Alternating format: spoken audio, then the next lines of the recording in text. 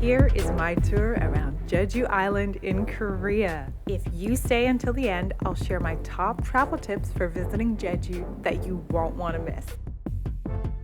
Culture Bridge! Let's jump right in. My first stop was Songwipo Galchi Specialty Restaurant.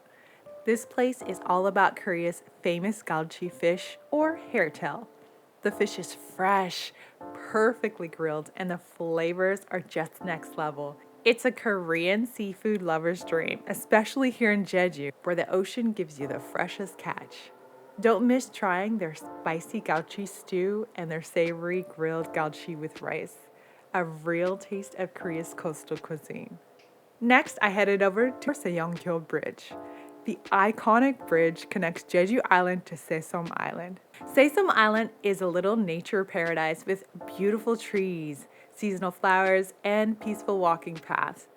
The signage here helps you learn about the local plants and the environment, making it more than just a scenic spot. You'll want to snap the perfect selfie with the bridge's modern structure and the turquoise sea behind you before you leave. Then we had a reflective moment at Pangchu Church, also known as the Noah's Ark Church. This unique church architecture resembles the biblical ark and invites you to remember the stories of the Bible. What message do you feel like it's, impacting you right now?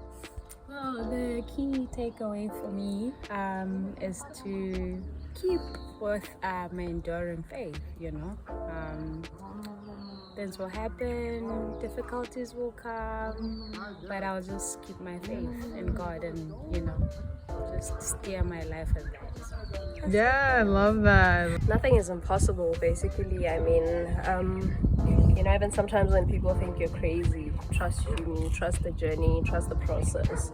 So for me, being in Korea, this is me fulfilling a dream which many might have thought it was crazy. You watch K-drama, you fall in love with the language, the culture, and just decide one day, I need to go be there, I need to go see it for myself, Not all the time do you need to believe in something. You need to see something to believe it. You can just believe without having seen it and making it a reality for yourself. So trust me, with God, nothing is impossible. So yeah. I love that. 감사합니다. Hi. Hi. Actually, we're in Noah's Ark, and when you get to the back of the building, you actually see that this is an ark. It looks like an ark. The water symbolizes the water during the Noah time, the floods and stuff. So for me, it's all about believing, having faith and trusting in God in the midst of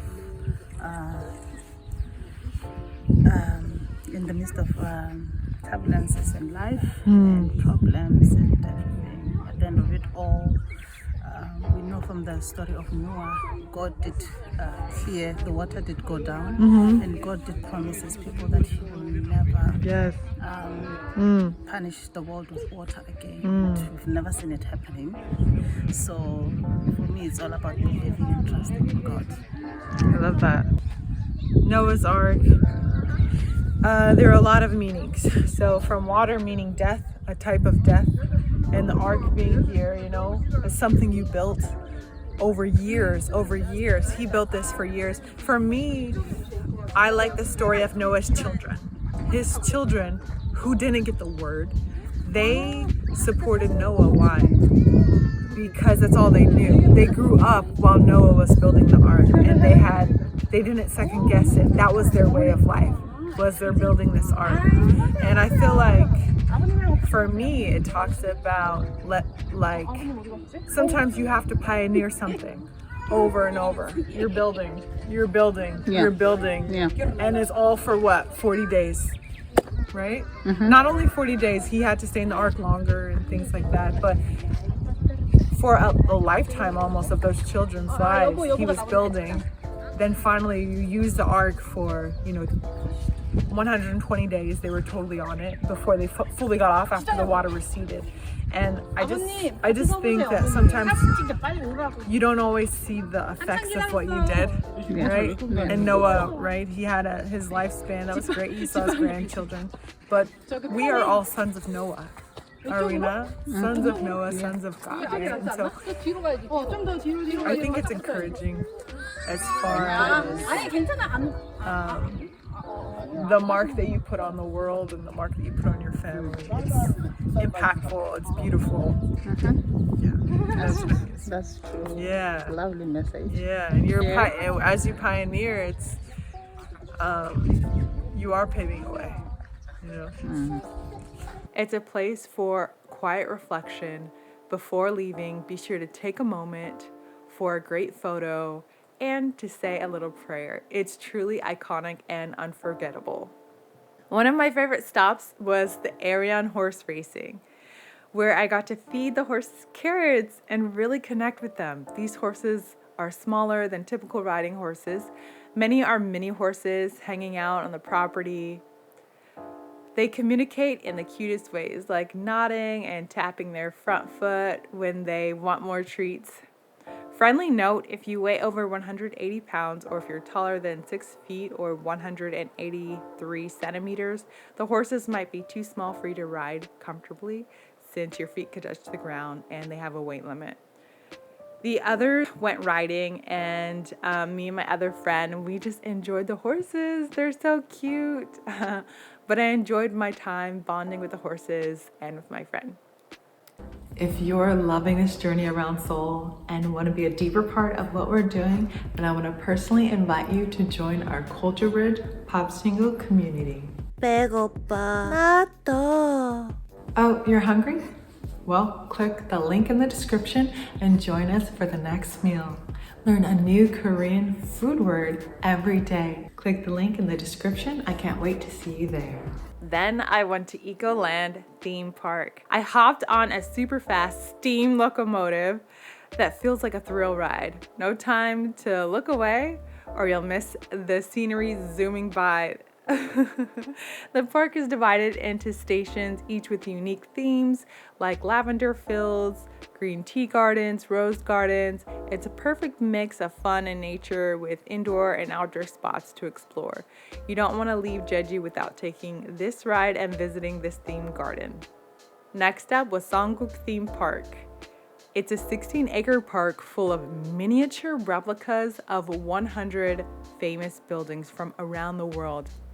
Walking in here feels like you're a giant exploring a tiny city, and it's super fun and creative.